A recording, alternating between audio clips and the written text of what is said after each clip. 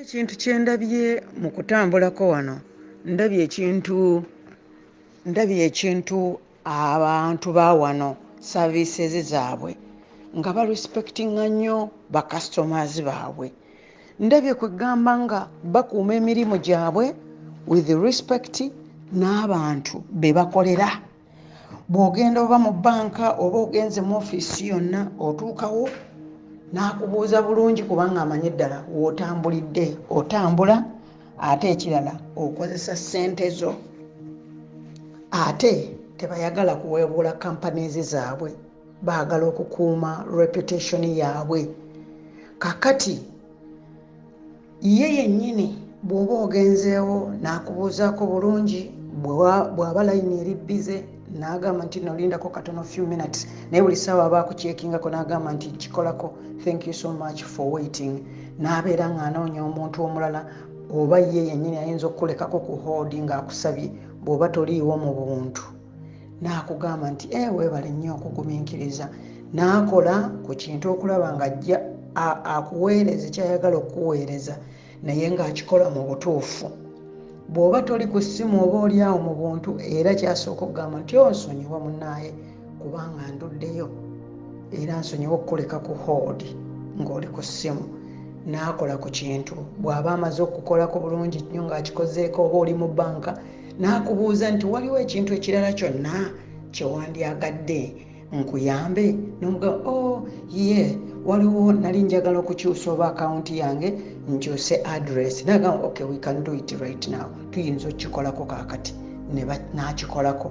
Bw'akimaliriza takoowa n'agamba waliwo ekintu kyonna ky'obadde oyagala okubuuza ekyaliyo ekintu kyonna n'ogamba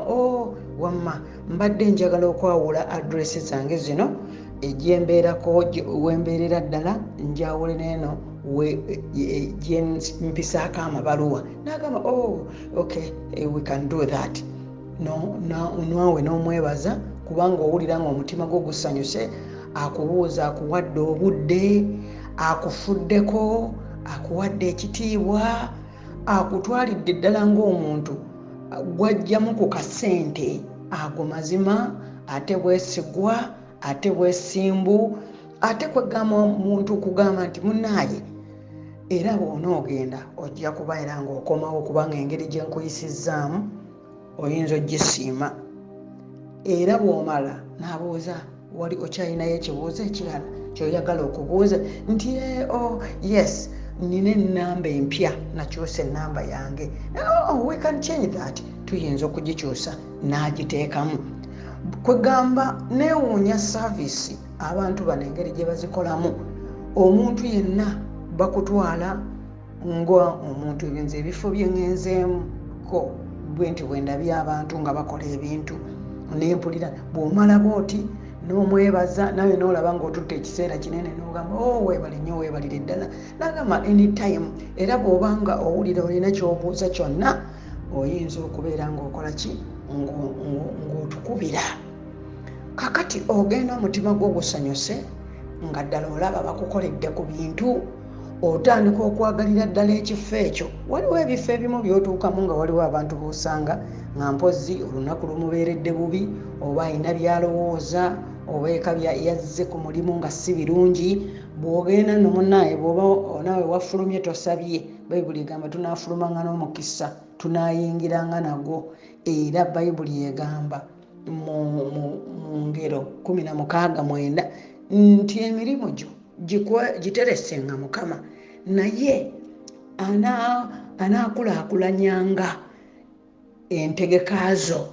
pulaani zo. Your plans will succeed. N'ogamba Mukama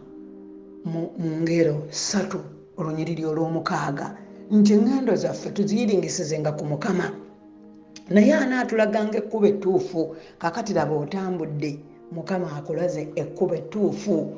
ogenze awantu awatuufu ku kiseera ekituufu nga waliwo teera mutuufu, muntu mutuufu.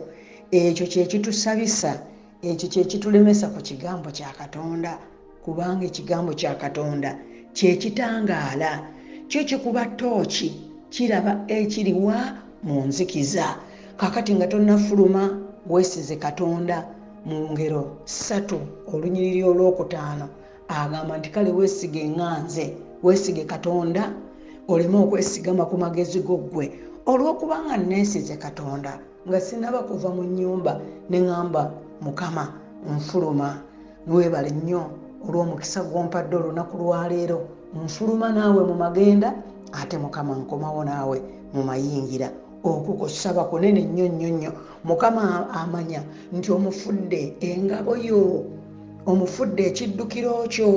nga bw'ayogera mu Zabbuli 46 olunyiriri olusooka olwokubiri n'olwokusatu nti Mukama kye kiddukiro kyange omubeezi ddala atabula mu kulaba ennaku kale kinaava nnema okutya ensi ne bw'eneekyukanga ensozi ne bwe zineekululanga kitegeeza nti kaakati nfuluma naawe Mukama kubanga ggwe ngabo yange gwe mukuumi wange Mukama gwe mulwanyi wange gwe byonna mu byonna ne byeŋŋenderera byonna mbikukwasizza Mukama mbikusindiikiriza kubanga era Bayibuli ekyogera mu Peetero ekisooka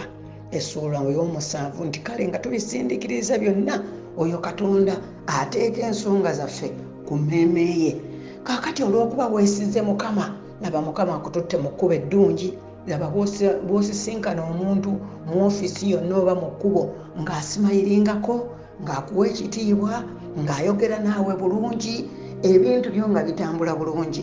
kakati omuntu yenna obeera ng'olina abantu b'okolagana nabo oba omuntu akuwadde emirimu gw'okolagana naye omuntu olina okubeera ng'owa ekitiibwa omuntu oyo gw'okolagana naye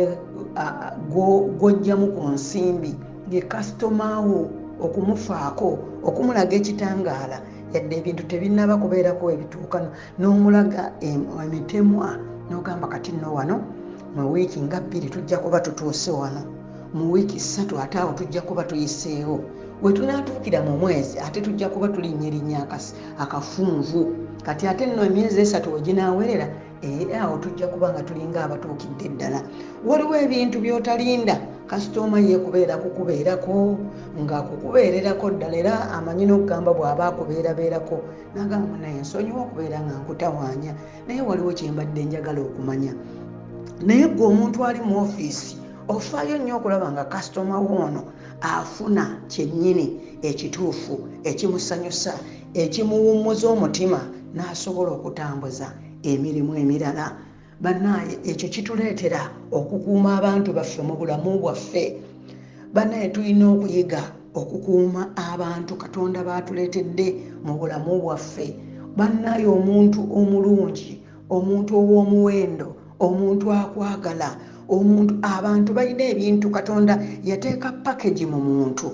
kati Katonda akola divine connection Katonda aleeta omuntu mu bulamu bwo olw'ensonga kyova olaba abooluganda tulina okubeera ku kigambo kya Katonda tusobole okukuuma abantu abo Katonda baatuwadde musajja Jimmy Katumba ye yayimba oluyimba n'agamba ekintu ky'olina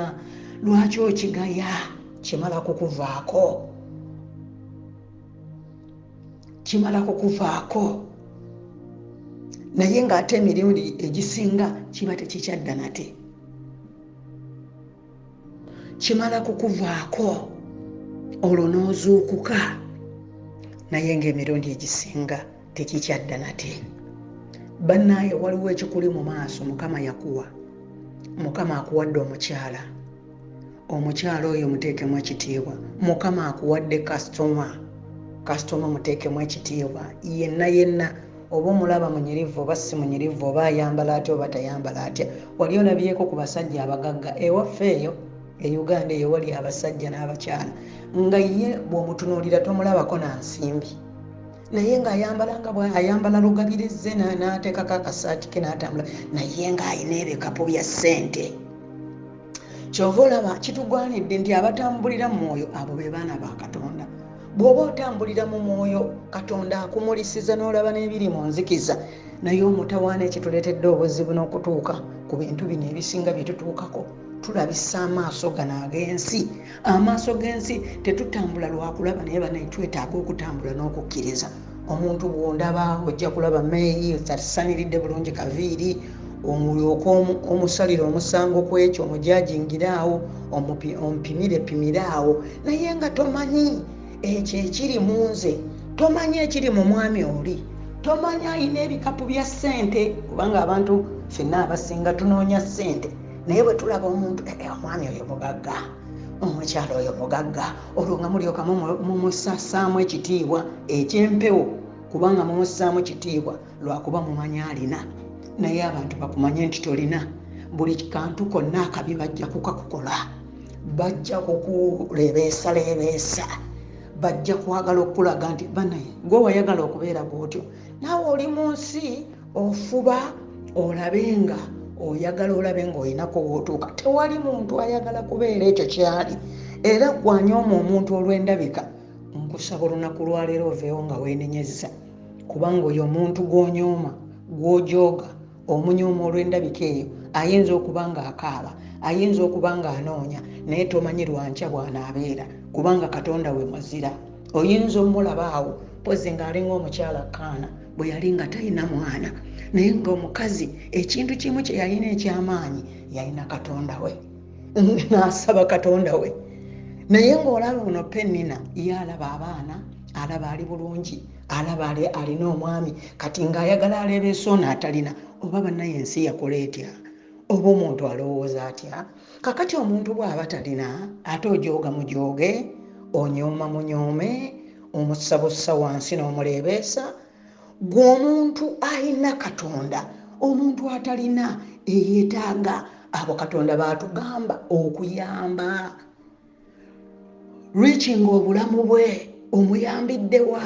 omuzizzaamu otya amaanyi abooluganda katonda azze okutuzibula amaaso ku biseera bino ebya covid nabyo bituzuukuse bw'oba oli eka zuukuka saba mukama agamba nti mu kutya mukama amagezi mwe gasookera funa amagezi tufune amagezi tusome ekigambo kya katonda mwe muli amagezi mukama agamba nti tugasibe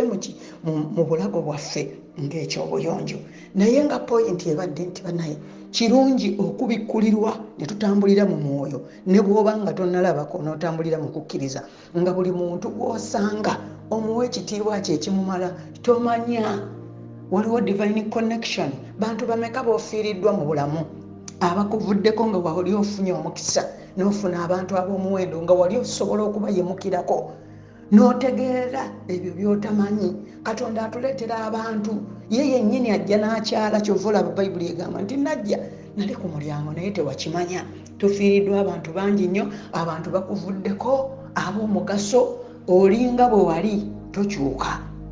lwa nsonga eyo kubanga katonda abantu be yasindika mu bulamu bwo nga bamugaso wabaleebeesaleebeesa era okyabaleebeesa naye nkusaba olunaku olwaleero saba mukama abikkule amaaso go abikkule amatu go osobole okuwulira osobole okutegeera osobole okuba n'amagezi omanye nti buli kiri mu maaso g'ekyomuwendo mukama akikuwadde olw'ensonga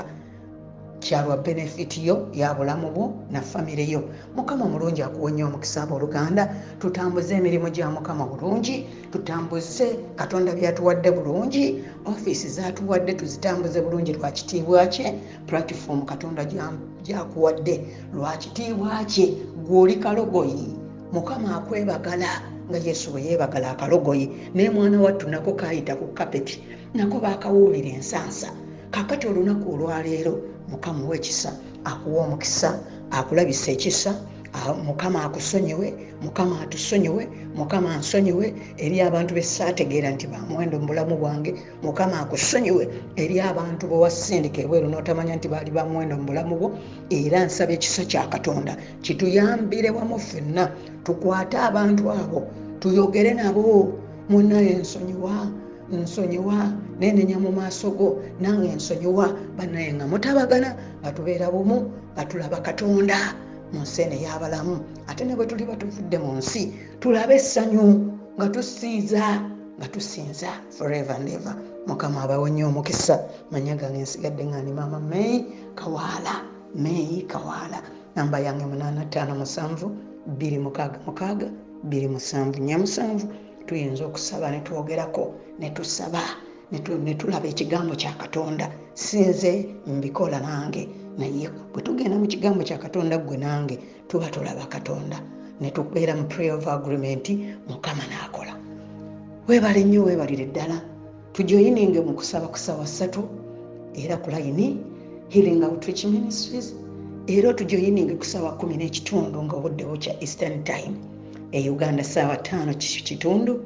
ate ne ssaawa 10. Mukama abalabise ekisa. Amin.